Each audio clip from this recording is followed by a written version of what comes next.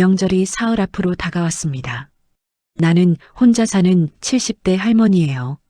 남편은 10년 전에 세상을 떠났고 아들 하나 키우며 평생을 살았죠. 서울 변두리 작은 아파트에서 혼자 살고 있습니다. 33평짜리 아파트예요. 시세로 7억 정도 되는 집이죠. 은행 예금도 1억쯤 있습니다. 평생 모은 재산이에요. 남편이 살아있을 때부터 조금씩 모았던 돈입니다. 아들은 중소기업에 다니는 평범한 직장인이에요. 며느리와 결혼한 지 15년째입니다. 초등학교 5학년 손주가 하나 있어요. 작년 명절엔 아들 가족을 못 만났습니다. 며느리가 친정에 가야 한다고 했거든요. 어머님, 죄송해요. 올해는 저희 친정에 가봐야 할 것 같아요. 전화로 그렇게 말하더군요. 재작년에도 못 만났어요. 아들이 해외 출장을 갔습니다. 그러니까 2년 만에 명절을 함께 보내는 겁니다. 화요일 오후였습니다. 설거지를 하고 있는데 핸드폰이 울렸어요. 며느리였습니다. 어머님, 이번 명절에 오세요. 목소리가 밝았어요. 가슴이 두근거렸습니다. 그래, 정말? 네, 오랜만에 가족들이랑 같이 식사해요. 민준이도 할머니 보고 싶어 해요. 손주 이름이 나오니까 더 기뻤습니다. 그래, 그럼 내가 갈게. 뭐 필요한 거 없니? 아니에요, 어머님. 그냥 오시기만 하세요. 제가 다 준비할게요. 그래도 뭐라도 사가지고 갈게. 아니에요, 정말 괜찮아요. 몸만 오세요. 전화를 끊고 나니 기분이 좋아졌어요. 2년 만이에요. 손주 얼굴을 2년 만에 보는 겁니다. 민준이가 이제 5학년이라니. 마지막으로 봤을 때는 3학년이었는데 많이 컸겠죠. 다음 날 아침 백화점에 갔습니다. 먼저 손주 옷을 봤어요. 요즘 초등학생들이 뭘 입는지 몰라서 한참 고민했습니다. 직원에게 물었죠. 초등 5학년 남자아이가 입을 만한 옷 있나요? 네, 이쪽으로 오세요. 직원이 보여준 옷들이 다 좋아 보였어요. 청바지에 후드티를 샀습니다. 15만 원이었어요. 비싸다고 생각했지만 손주니까요. 아들 지갑도 샀습니다. 20만 원짜리 가죽 지갑이었어요. 아들이 쓰던 지갑이 너덜너덜했거든요. 며느리한테는 화장품을 샀습니다. 어떤 걸 쓰는지 몰라서 백화점 직원한테 물었어요. 30대 후반 여성이 쓸만한 화장품 추천해 주세요. 직원이 세트를 보여줬습니다. 15만 원이었어요. 계산하니까 총 50만 원이 나왔습니다. 카드를 내밀면서 생각했어요. 이 정도는 해줘야지.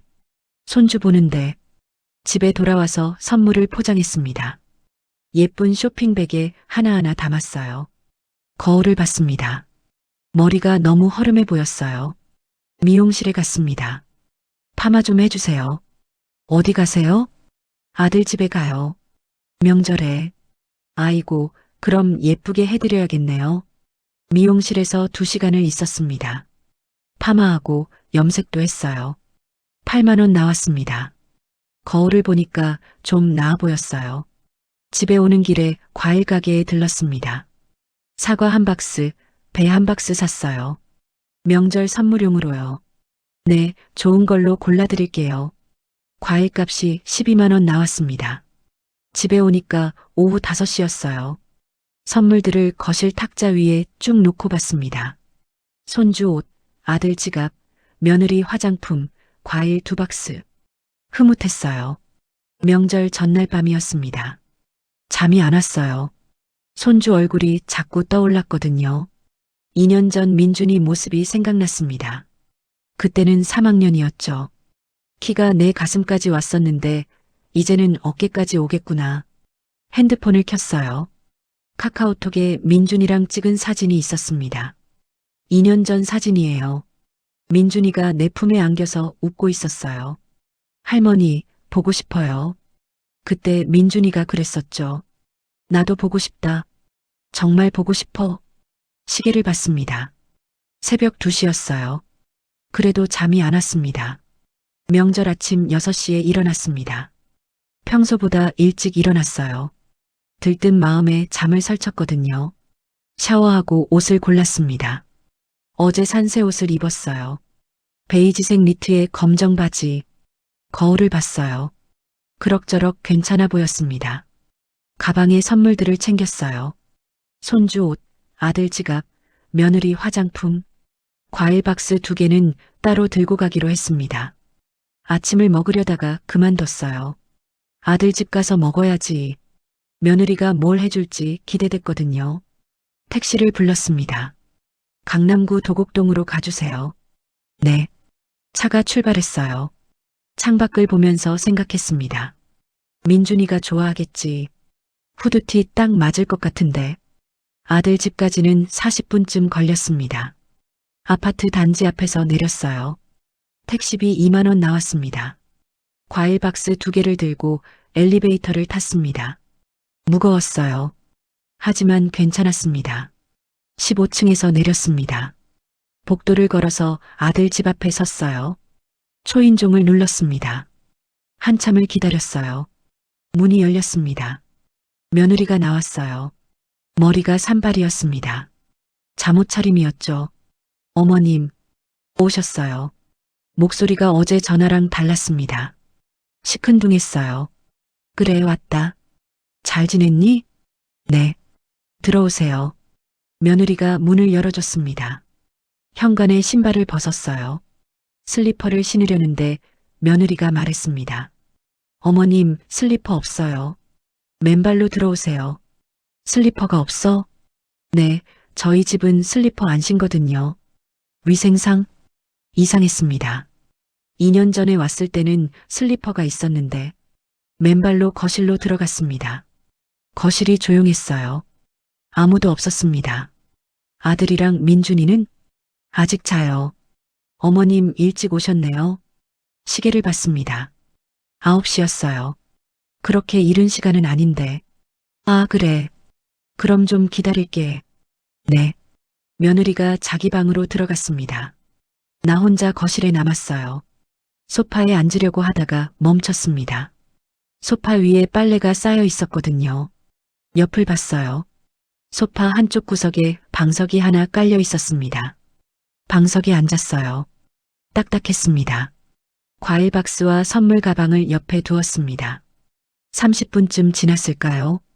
손주 방문이 열렸습니다. 민준이가 나왔어요. 할머니. 민준이가 놀란 표정으로 나를 봤습니다. 민준아. 일어나서 손주를 안으려고 했어요. 그런데 민준이가 뒤로 물러섰습니다. 할머니. 언제 오셨어요? 아까 왔어. 민준아, 할머니 안 반가워? 반가워요. 근데 민준이가 엄마 방을 쳐다봤습니다. 그때 며느리가 나왔어요. 옷을 갈아입고 머리를 묶었습니다. 민준아, 방 들어가서 숙제해. 엄마, 할머니 오셨는데. 방 들어가라니까. 목소리가 차갑습니다. 민준이가 나를 보고 미안한 표정을 지었어요. 그리고 방으로 들어갔습니다. 가슴이 아팠습니다. 며느리가 주방으로 갔어요. 설거지하는 소리가 들렸습니다. 1시간쯤 지났을까요? 아들이 일어났습니다. 엄마 오셨어요? 그래, 잘 잤니? 네. 아들이 하품을 했어요. 세수하러 화장실로 갔습니다. 다시 나온 아들이 시계를 봤습니다. 엄마, 저 회사 잠깐 가봐야 해요. 뭐? 명절인데 회사를 가? 네, 급한 일이 생겨서요. 오후에 올게요. 명절인데 무슨 일이? 죄송해요, 엄마. 곧 올게요. 아들이 옷을 갈아입고 나갔습니다. 현관문이 닫혔어요. 거실에 나 혼자 남았습니다. 며느리는 계속 주방에만 있었어요. 나는 가방에서 선물을 꺼냈습니다. 주방으로 갔어요. 이거 민준이 옷이랑 너희 줄 거야. 며느리가 손을 닦고 선물을 받았습니다. 쇼핑백을 열어봤어요.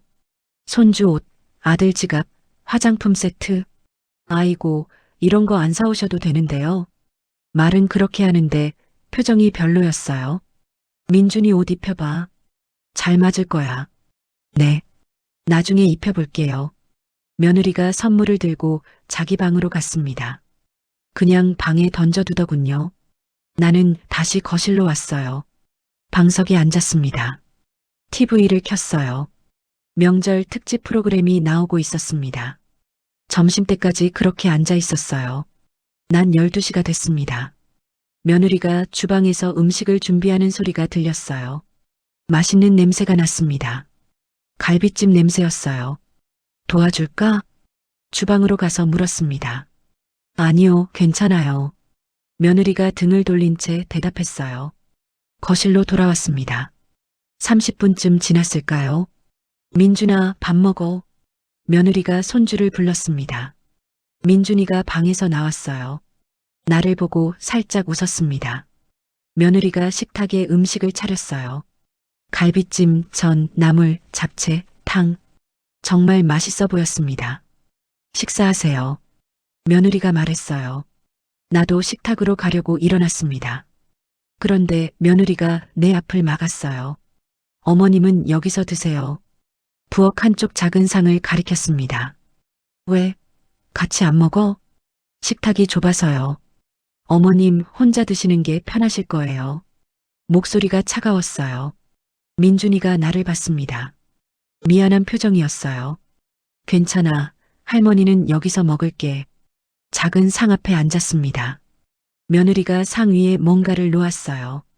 김치, 된장찌개, 밥. 그게 전부였습니다.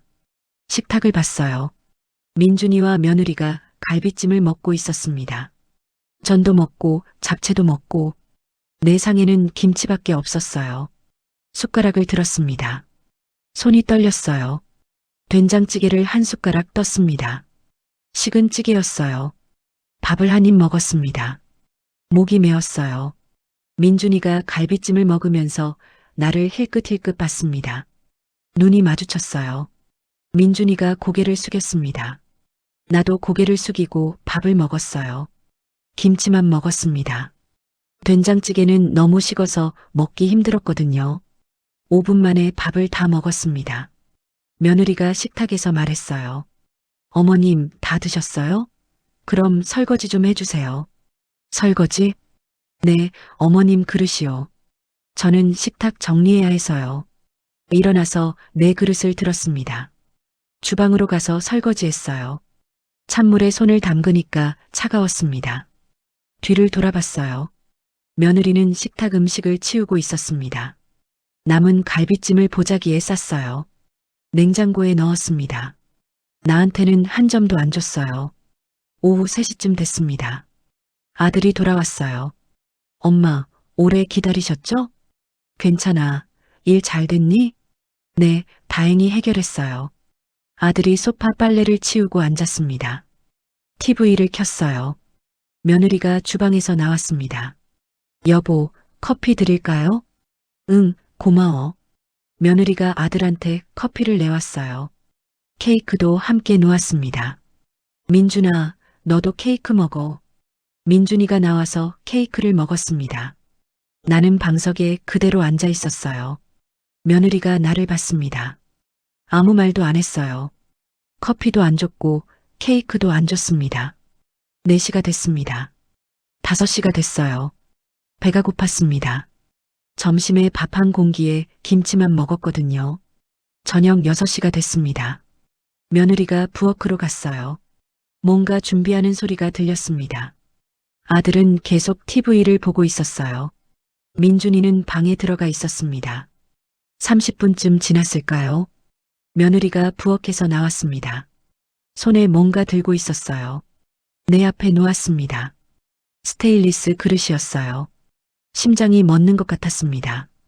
개밥 그릇이었어요. 우리 집에서 키우던 개한테 밥 주던 그릇. 찬밥이 담겨 있었습니다. 김치 몇 점. 그게 전부였어요. 손이 떨렸습니다. 이게 뭐니? 며느리가 대답했습니다. 저녁이요. 어머님 드세요. 이건 개밥 그릇 아니니? 목소리가 떨렸어요. 며느리가 웃었습니다. 아이고, 어머님. 그릇이 그릇이죠. 드시기만 하면 되는 건데요. 이게 무슨 말이 안 나왔습니다. 설거지 줄이려고 그릇 아껴야죠. 어머님도 이해하시잖아요. 명절에 그릇 많이 쓰면 설거지 힘들어요. 며느리가 돌아서서 식탁으로 갔습니다. 식탁에는 따뜻한 음식들이 차려져 있었어요. 된장찌개, 제육볶음, 나물, 김치찌개. 김이 모락모락 났습니다. 나는 개밥 그릇을 내려다봤어요.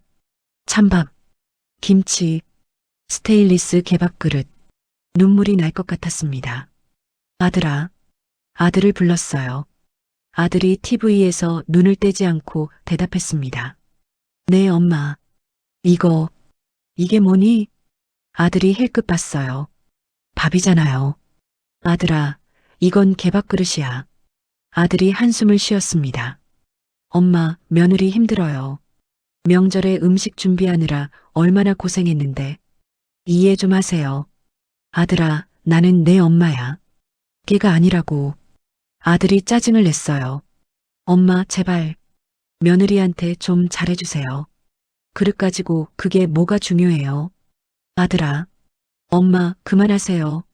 아들이 소리를 질렀습니다. 거실이 조용해졌어요. 아들이 TV 볼륨을 높였습니다. 나는 입을 다물었어요.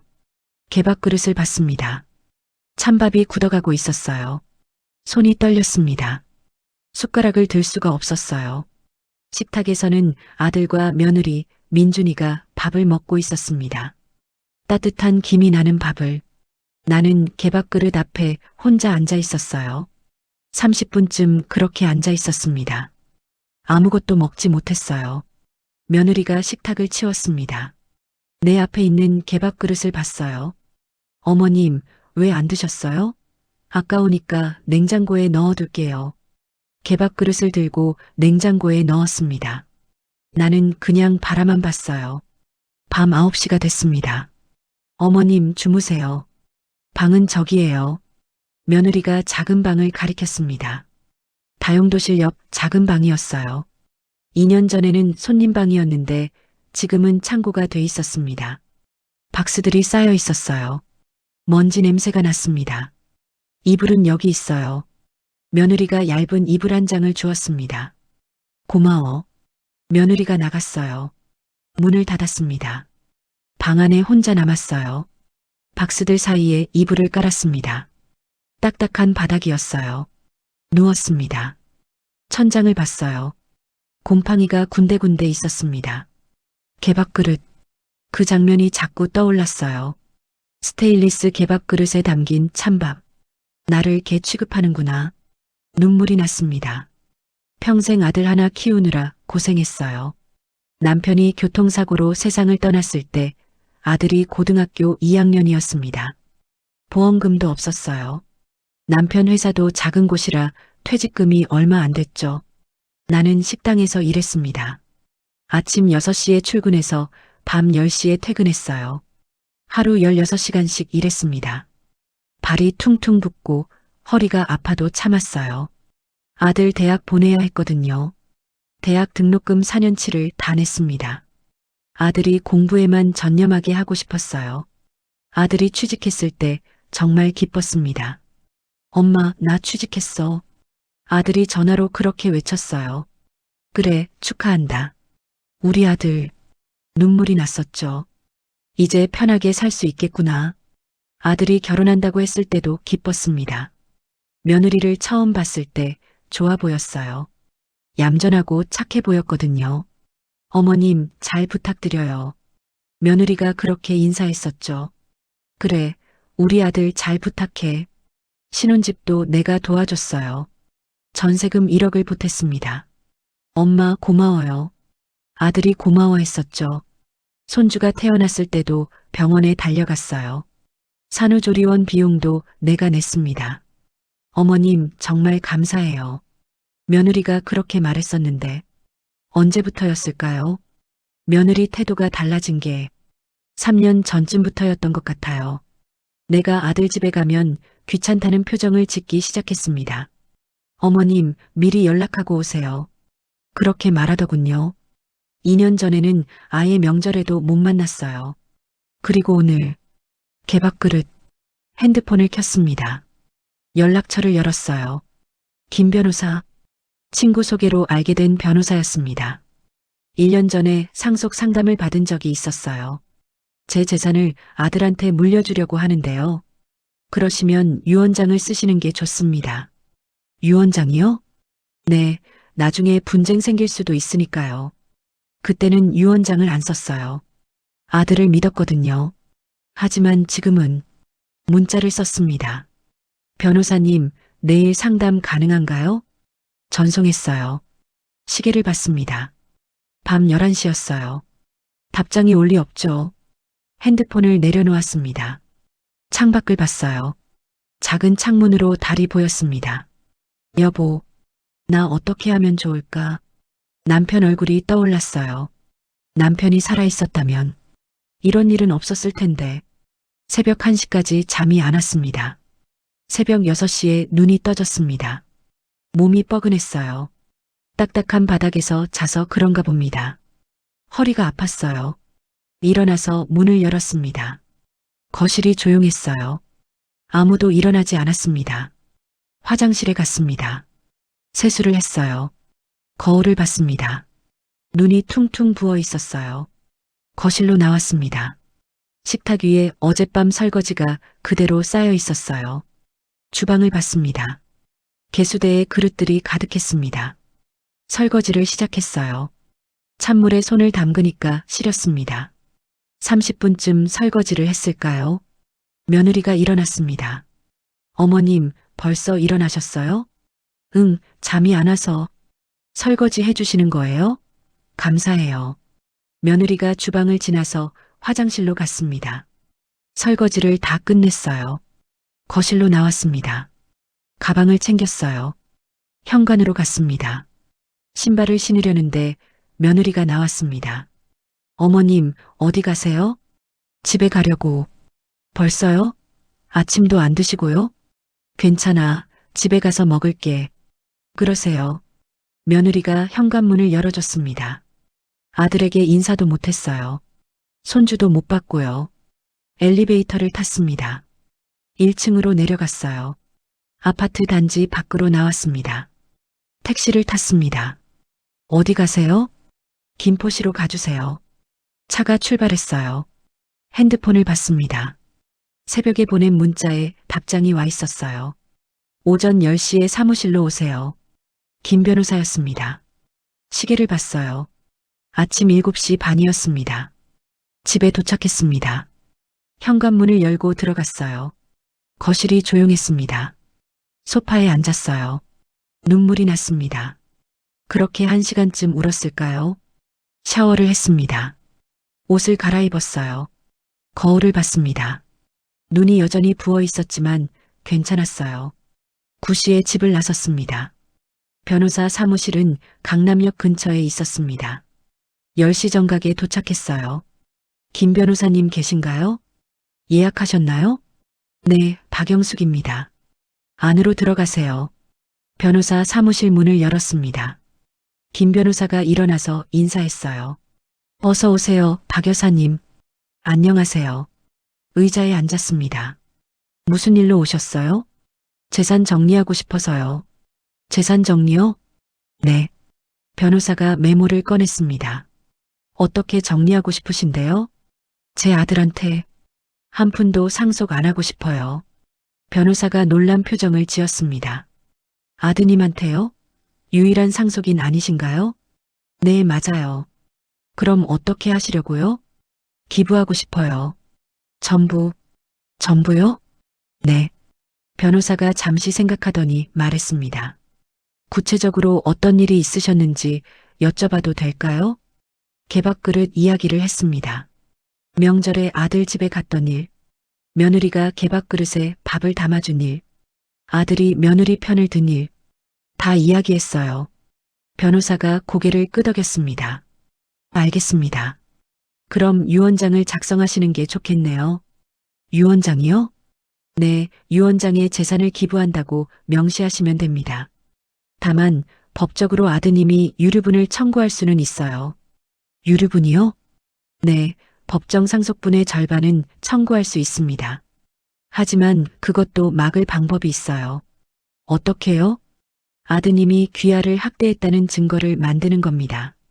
그럼 유류분 청구권도 박탈할 수 있어요. 증거요? 네, 예를 들어 개밥그릇 사진이나 문자 기록 같은 거요. 그럼 지금부터 준비하면 되나요? 네, 그리고 지금 당장 유언장을 쓰시는 게 좋겠습니다. 오늘이요? 네, 언제 무슨 일이 생길지 모르니까요. 변호사가 서류를 꺼냈습니다. 유언장 양식이었어요. 여기에 쓰시면 됩니다. 재산 목록부터 적어주세요. 펜을 들었습니다. 손이 떨렸어요. 하지만 썼습니다. 아파트 한 채, 시가 7억. 은행 예금 1억. 총 8억. 상속인은요? 없습니다. 없어요? 네, 아들한테는 한 푼도 안 줄 겁니다. 그럼 기부처는요? 어려운 아이들 돕는 곳이요. 고아원이나 그런 곳.